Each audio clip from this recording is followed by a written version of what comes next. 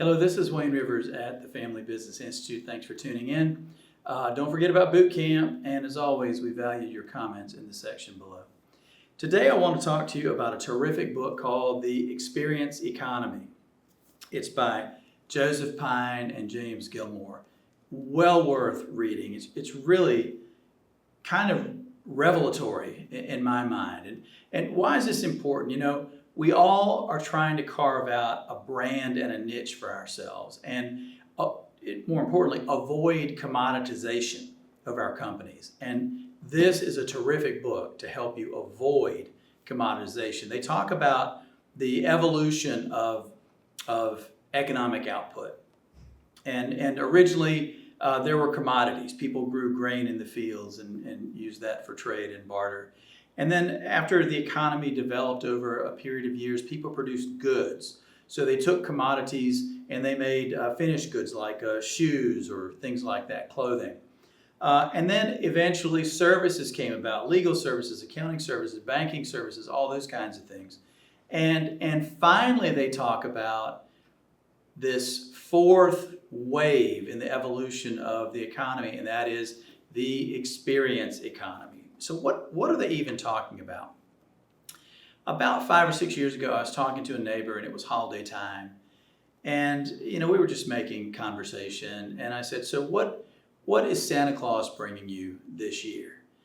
And she is about my age, empty nester and all that stuff. And she said, we don't give gifts anymore in our family. We give experiences. So they were taking a family trip together over the holidays. And that really struck me. In our society today, where we're pretty affluent as a society, we have enough stuff. We have enough clothing, we have enough bling, we have enough automobiles, we have a beach, whatever.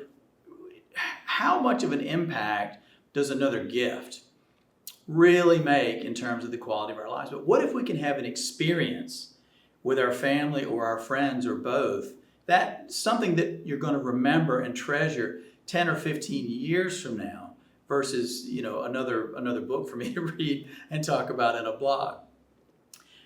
My peer group met at one of our member companies down in Florida, and there's a place in Tampa that is just renowned. I'd never heard of it, but it is a legend. If you ever are in Tampa, go to Burns Steakhouse, B-E-R-N, Burns Steakhouse. Now, I've been to a lot of steakhouses. I've been to a lot of business meetings over the years. So you can imagine I've been to all the top-end chop houses in all the various cities around the country. So I'm thinking, okay, great, we'll go in, we'll have a nice drink, we'll have a nice meal, it'll be fun. I'm with my peer group, that's the main thing. Holy moly. This blew us away. Burns is much more than a steakhouse. It's an experience. If you ever go there, I guarantee you'll never forget it in your whole life. The meal, the wait staff is really professional. The meal is what you expect. It's really, really good. But it's what happens after the meal. The wine cellar tour, the kitchen tour, and then they take you into an entire separate part of the restaurant for the most elaborate dessert menu you've ever seen in your whole life. I'm telling you, just block off the whole night. You're not going to make it to the movie. It's going to be an experience. And that's what these folks are talking about. So now how can a contractor turn, putting up a building or paving a highway into an experience? Well, that's where you have to be creative and you have to get your marketing brains engaged here. But let me give you an example. They talk in the book about a kitchen remodeler that says, okay, at this point in the schedule, you have to go and pick out, plumbing fixtures and things like that. They don't just say to the folks, go out and spend your Saturday. They send a limousine. They send a limousine to the people's home. And the limousine already knows which supply houses to go to help them facilitate their choices so the project can get done. When we did our own kitchen renovation, it was the difference between the typical home remodeler contractor that kind of doesn't write anything down and tries to remember everything, and everything's done sort of on the fly, or using a peer group member, actually, not our peer group member, but a peer group member of mine's peer group member that presented us with a book, a schedule, what had to happen by what dates, had a project manager managing the entire project, managing my wife's expectations and my expectations throughout the process. It was night and day different, night and day. So you can imagine that this could easily be applied to commercial construction. If you're having a topping out event, what about sending a limo to pick up the owner? Or to pick up if it's a medical office building, you pick up the medical team and bring them and have them celebrate with you. But you have to engage your creative brain to figure out how you can make purchasing your product or service different and memorable from other people.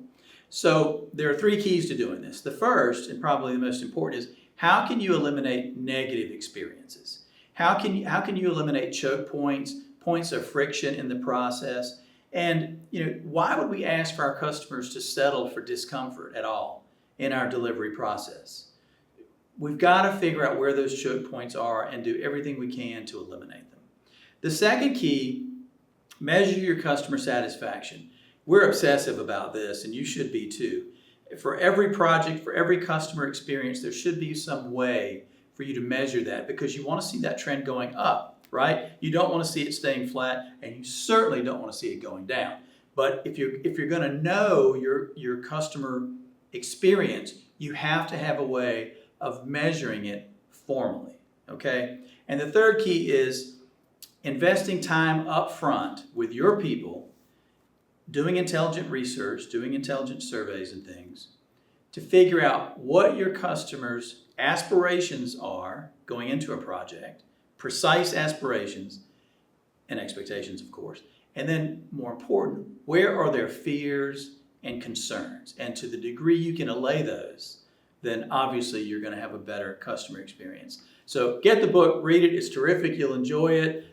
It does veer off into sort of the Disneyfication, where it talks about customers as guests and all that. So, there are some parts that aren't 10 on a 10-point scale, but as far as the overall message, it really is a terrific book, and I think it will help you as you develop your services and cut yourself out from the crowd in terms of the construction experience. This is Wayne Rivers at the Family Business Institute. Thank you.